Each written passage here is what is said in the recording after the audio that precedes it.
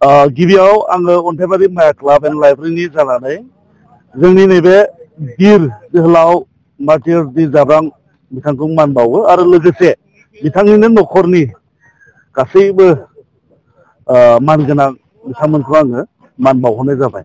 लोगोसे दायो मोनसे मिथिहरनाय जायो बे जोंनि फैगोन 26 अक्ट'बराव जानो गोनां मार्टिर डी जाब्रांआव बे डी जाब्रां बिथांनि बिब' बिनानाव गासैबो न'खरनि सुबुंफोरा नुजाफैगोन। बेजों लोगोसे बे मिडियानि गेजेरजों आङो फोरमायहरनो नागिरदों जाय बिथांमोना जोंनि ओनसोलनि जोंनि हालामनि सुबुंफोरा बिथांखौ मोजां मोनग्रा बिथांनि न'खरजों सोरबाफोर लोगो हमनो गोसोब्ला बिथांमोना मस्ट वेलकाम खालामदों, रायज्लायनो गोसो जादों। आं बे नोंथांमोनखौ हांख्रायनायनि गुबै जाहोनानो जाहैबाय जोंनि नैबे अन्थाइबारि माया क्लाबा देग्लायबो 5थि मार्टिर डी जाब्रां फुटबल टुर्नामेन्टखौ खुंनो आखायाव लाबाय आरो बिनि थाखायनो लाहार फाहार जाबाय। जोंनि नैबे 5थि मार्टिर डी जाब्रां फुटबल टुर्नामेन्टआ फैगौ 26 अर्थात रुबबार बे दिननिफ्राय जागोन आरो नभेम्बरनि 9 थारिखआव जोबहैगोन। आरो बिनि गेजेरजों आङो नोंथांमोन जोंनि हालामनि रायजो राजा नोंथांमोननिसिम मोनसे मेसेज हरनो नागिरदों जे जोंनि नैबे अपेनिंआव नोंथांमोन बयखौबो आङो नैबे मार्टिर डी जाब्रां फुटबल टुर्नामेन्टनि कमिटिनि आफादगिरि जानानै बयखौबो बरायहरदों। बिदिनो सिगाङाव जेरै जोंखौ लोब लोब फैनानै मदद होफैयो बेबायदिनो आसा खालामदों देग्लायबो नोंथांमोना जोंखौ मदद होफैगोन। बेखेवनाय दिनाव मा मा हाबाफारि थागोन? निस्सय जोंहा फुटबलजों लोगोसे हारिमु मोनसे दिन्थिफुंनाय जायो। बे दिन्थिफुंनायाव जोङो आर्टिस्ट हिसाबै जोंनियाव दंफैयो रिंकि ब्रह्म, बिथाङा मोसागोन आरो देंखोगिरि आसा बर' बिथाङा जोंनि गेजेराव नुजाफैगोन आरो गोबांथार हारिमु दिन्थिग्रा बिथांमोनबो जोंनि गेजेराव नुजाफैगोन। लोगोसे जोंनि गेजेराव गाहाय आलासि हिसाबै प्रेस मोसाहारि बिथाङा जोंनि गेजेराव नुजाफैगोन। गिबि गेलेनाया मा मासनि? गिबि अपेनिं खालि गेलेगोन LVFC आरो बिनि हेंथायै गेलेगोन बारदै सिख्ला कुसुगाव।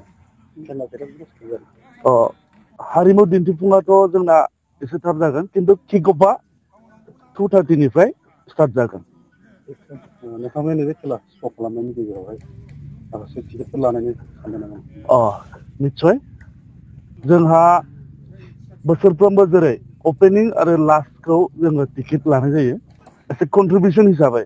मानो होनबा जोंहा बहुत मेनेजमेन्टनि प्रब्लेम जायो। नंगौ जोंनि सा ओरै बेंटल हालाम बा बेबायदि गोबां क्लाबानो बेबायदि टुर्नामेन्टखौ खुंनो हाया।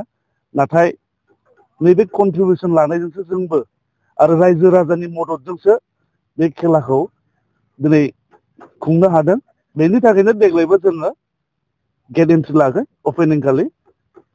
VIP हिसाबै दङ जोंहा 100 रुपिस आरो जेनेरेलाव दङ जोंहा 50 रुपिस। आरो नोंथांमोननि गेजेरजों आं मोनसे क्लेरिफिकेसन खालामनो नागिरदों। गोबां मानसिफ्रा गोबां बिभिन्न' खोथा बुङो जे बे खेलाखौ लानानै बिजनेस माबा माबि खालामदों होनो, नाथाय बे नङा। मोनसे टुर्नामेन्टखौ बा फुटबल टुर्नामेन्टखौ सालायनोब्ला गोबां रांनि गोनांथि जायो, बेखौ ओरैनो सामलायनो हाया। बेनिखायनो दिनै गोबां क्लाबा गोदोसोलांदों ओमफ्राय रांनि माखासे सर्टेज जानायनि थाखाय। स' जोंबो बोरैबाफोर सालायनो हायो खोमा, जोंबो थाग दा थुग बिदिसो सालायो। नाथाय सासे बिर जोहोलावखाय जोङो बेखौ रायजोफोरनि आसिरबाद मोननानै बोर मोननानै बे खेलाखौ जोङो दैदेनबाय थानो हादों। जोङो टटेल जोंनियाव 8था टिम, बेयाव गोबां मोजां मोजां टिम दङ। बेखौ रायजोफ्रा जोङो फारि फारि जों खोन्थाहरगोन रायजोफोरनो।